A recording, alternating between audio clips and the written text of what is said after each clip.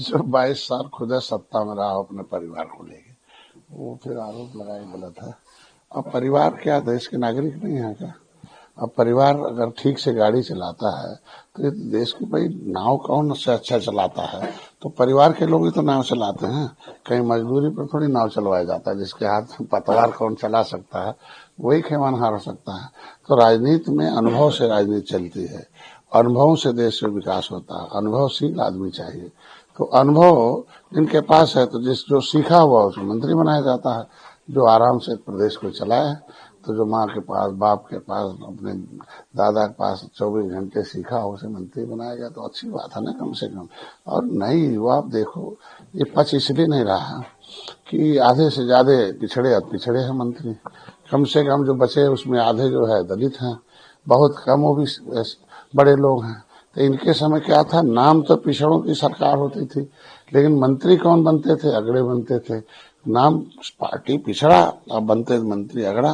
और हमारी सरकार में है, अब देखो सब, आप सिनेरियो देख सकते हैं। तो दर्द यही है कि जिनको इन लोगों ने छोड़ रखा था उसको हमने गले लगा लिया, हमारी सरकार ने देने।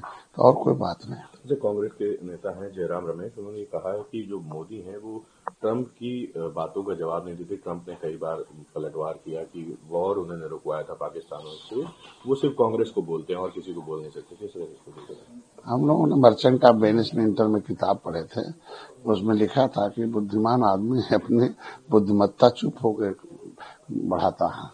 तो कोई जरूरी थोड़ी हर जगह बोला जाए है।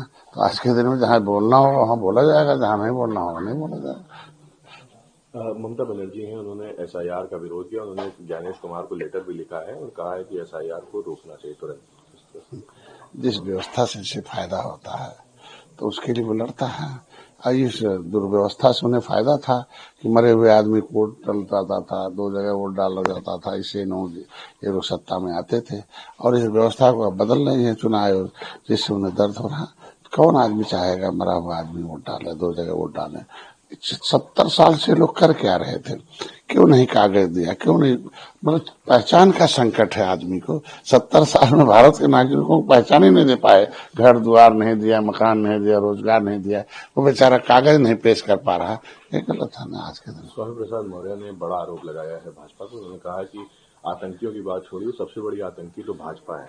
और अब उनके जनता ने रसगुल्ले में से रस निकाल लिया है, तो कौन सी आवाज सुन सकते हैं? कोई मीठी आवाज तो निकलेगी कभी नहीं। और ये लोग जब सत्ता में थे, 4 बार सरकार थी बसपा की, तो बहन जी सामने तो कोई बोली नहीं निकलती थी, यस सर नो सर के अलावा। तब क्यों नहीं बोले? बोलना तो चाहिए था ना। आज के दिन में ये मर्यादा पुरुषोत्तम भगवान राम निषाद राज का होती है। यह मर्यादित भाषा मर्यादित लोग ही पसंद करते हैं। अयोध्या में ध्वजारोहण का कार्यक्रम है 25 को, किस तरह से इसको देख रहे हैं? मैं सौभाग्यशाली हूँ कि हम लोगों के समय हुआ, 14 वर्ष 500 वर्षों बाद बना।